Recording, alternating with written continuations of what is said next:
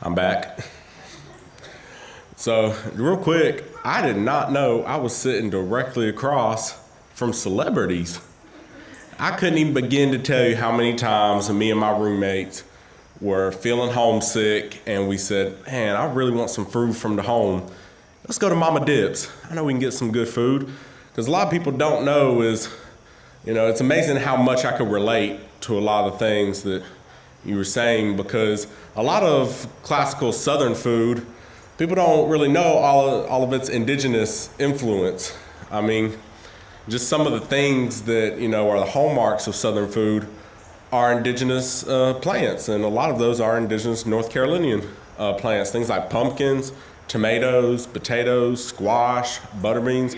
Those were all things that my people and my families were eating hundreds of years ago. And especially in Robeson County, you have a very, very large Lumbee population, but you also have communities and populations of Caucasians from settlers who colonized the area, eventually to slaves who were brought in and formed their own communities. And you can see that history in the food. We all kind of share ideas and food from each other, and then we also have our own way of doing it. So the way that my people, the Lumbee people, make our squash and cornbread is different from African American communities in Robeson County, but we're all kind of eating the same thing. So I just wanted to say that, and I hope we could talk some more afterwards, because again, it's like a celebrity. Y'all don't even know I'm like so excited right now.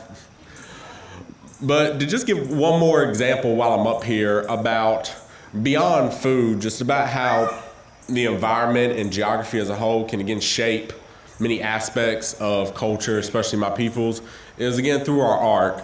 And I talked about some about the visual art, again, our paintings and pottery, even my tattoos, are from the biodiversity we have here in North Carolina, and that's apparent in our art. But it's also, our environment is apparent in our performing arts. And one performing art that Eastern natives have and have been doing for a long time is playing the American Indian flute. And it didn't always occur to me, but when I thought about it, the only reason I can play this flute today is because of my geography. If North Carolina did not have things like river canes and cedar trees, we wouldn't make flutes, and we wouldn't have anything to make flutes out of, and I wouldn't be able to play it. And I'm actually going to tell another story, and this is one that was taught to me, and this is actually about the origins of the Native American flute. And it has to do with this animal, again, animal found in eastern part of North America, where my people are. It's about the woodpecker. And this is how the woodpecker made the very first American Indian flute. And the story starts, it's a long time ago. It's actually before the humans, or sometimes in different languages they're referred to as the two-legged. It was before they were here. And before that, animals had kind of their own communities, similar to what we have. Even though we can't understand them, they still communicated with each other and lived in societies that we can't understand and we don't see. But they did. And again, if you lived in North Carolina, you have a lot of species of a lot of different animals, especially a lot of birds. And you've got all kinds of different birds, a lot of songbirds. And if you ever wake up, I don't really wake up early enough, but every once in a while I'll kind of be half awake and I can hear all kinds of different birds singing. And so could woodpecker. But this kind of made woodpecker sad. Unlike sometimes it can make us happy to hear birds. This made woodpecker sad because woodpecker can't sing. I don't know if you ever heard a woodpecker sing before. And it's because he can't. He's one of the only birds that doesn't really have a voice, but the only thing people hear is when he's working. Everybody can hear a woodpecker tap. But what people don't know is a long time ago, woodpecker would try to sing. He really tried his hardest because, again, it made him sad to hear all these other birds have these beautiful songs. There are even some birds who didn't sing, like eagles and hawks. They actually have war cries because they flew the highest, so they kind of watched over the forest and would warn if any danger was coming. And you got some birds like crows who don't sing at all, but they're going to make themselves heard regardless if they're good or not. But woodpecker, he couldn't make any kind of sound. Nobody knew he was there. And most people didn't know the skills he had. He was a wonderful carpenter in his free time. He would love to make different things out of the branches and the wood he would find when he got done carving his trees. It was a very important part of the environment, but people half the time didn't know it was there. And some days he would actually go when he'd take a break from his favorite tree, and he would go down to the river and he would practice singing. He'd get at the river and look at himself. He made sure his posture was good. He kind of put his feet apart, shoulders back, chest out, and he took the biggest breath he could and tried to make some kind of sound, and it sounded exactly like this.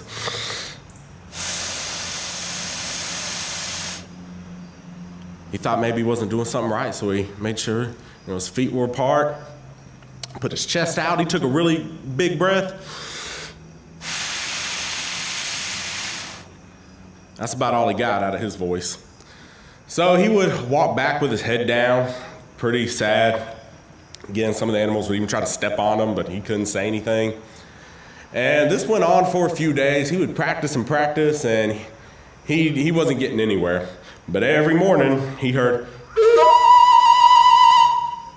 every single morning, all kinds of different birds. And imagine having to walk every day knowing you can't sing, and all the other birds are just blasting their voices. I mean, every morning, even owl at night, there are even some birds like owl who they even start singing at night. And he had to hear this when he went to bed. So this went on for a few days, and he's really bummed out, and he'd be sitting up in his tree, and he would start praying to the Creator, and he would pray so hard. He asked for just some kind of voice. It didn't have to be the best voice. He didn't have to be an amazing singer like a robin or a blue jay.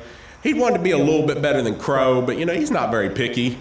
It didn't even have to be as loud as the hawk or an eagle. He just wanted something.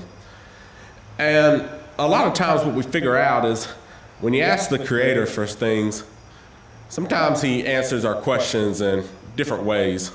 Especially the Lakota people actually in their language refer to him as the Great Mystery, because that's how the Creator operates. He's pretty mysterious. So this happened with Woodpecker. One day when he got done, out of nowhere, this huge branch just falls right in front of his feet. And it looked nice, and he didn't really know what to do with it. But again, in his free time, he liked to carve, and he was very good with woodworking. So he took it with him, tucked it up under his wing, and he took it home with him. And that night he couldn't sleep because he started getting these ideas. I don't know about y'all, but I'm really productive like at 2, 3 o'clock at night, and that's when I do all my artwork. So Woodpecker was just like this. He couldn't sleep, and he just started getting these ideas. So he took that branch, he carved all the bark off of it, got it real nice and smooth, and he hollowed it out, and he decided to put 7 holes in it.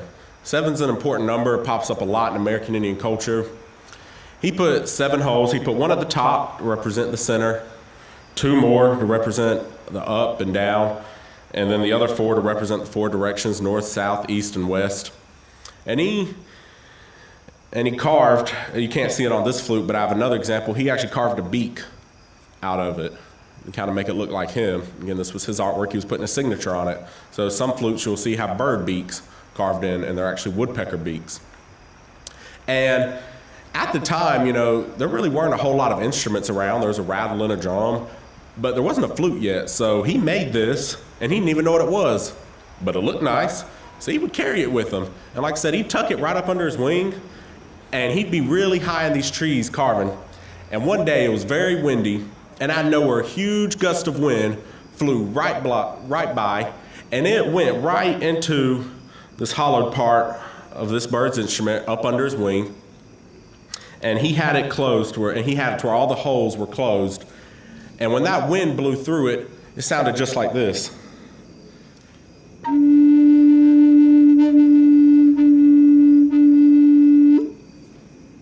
And when he was trying to figure out what sound that was, he moved around, and his wing would start to open and close some of these holes he had made. And it would sound like this.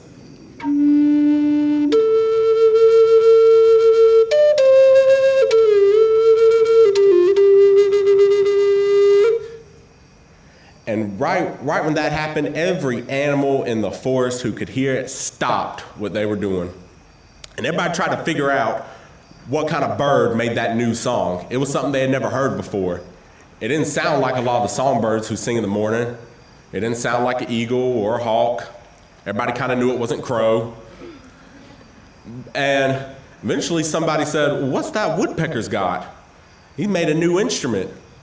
And when they found out that woodpecker made that instrument to sound like that, every other animal in the forest wanted one. All the animals who couldn't sing like the birds could. Bear wanted one, turtle wanted one, deer wanted one. Crow kind of wanted one and thought it'd make them sound just a little bit better. So woodpecker would go around and he would find all these branches that had fell and he would carve these flutes out of them. And eventually when the two-legged got there, they would find these flutes and they would play them. Now, in a lot of American Indian tribes, the flute is actually a cording instrument. So men would go into the forest and they would make or find their flutes out of whatever material. A lot of flutes over here were made out of river cane. And again, I have some examples of that if anybody would like to see after the program's over. And they would play for the woman they wanted. And a lot of traditions dictate that if it worked and you got married, you would destroy that flute. Sort of symbolize how you would never play that flute for another woman again. I've been dating my girlfriend for 4 years and I'm not breaking any flutes when we got married. I might find a stick and do a symbolic breaking, but not my baby here. So that's the story of how the first American Indian flute came to be. And real quick, for my last couple minutes, I just want to play a song and just demonstrate some of this music.